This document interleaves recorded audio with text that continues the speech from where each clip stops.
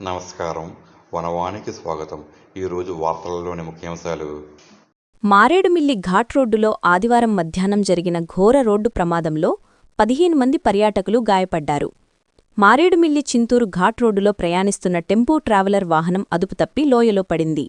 కాకినాడ జిల్లా తాళ్లరేవు ప్రాంతానికి చెందిన 14 మంది యువకులు మారేడుమిల్లి అటవీ ప్రాంతాలను సందర్శించేందుకు వచ్చి మోతుగూడెం సమీపంలోని పొల్లూరు జలపాతం వైపు వెళుతుండగా ఈ ప్రమాదం చోటుచేసుకుంది. ప్రమాదం తీవ్రత కారణంగా 6 తీవ్రంగా గాయపడగా మరో 9 మంది స్వల్పగాయాలతో బయటపడ్డారు. ప్రమాదం జరిగిన వెంటనే ఆ మార్గంలో వెళుతున్న ఇతర వాహనదారులు, ప్రయాణికులు సహాయక చర్యలు చేపట్టారు. గాయపడిన వారిని సమీపంలోని ఆసుపత్రులకు తరలించి చికిత్స అందిస్తున్నారు. ఘటనా స్థలానికి చేరుకున్న పోలీసులు కేసు నమోదు చేసి దర్యాప్తు చేస్తున్నారు. ఘాట్ రోడ్డులో తరచుగా ప్రమాదాలు జరుగుతుండటం పట్ల స్థానికులు, ప్రయాణికులు ఆందోళన వ్యక్తం చేస్తున్నారు. ఆదివారం సెలవుదినం కావటంతో పర్యాటకులు పెద్ద సంఖ్యలో ఏజెన్సీ ప్రాంతాలకు తరలివచ్చారు.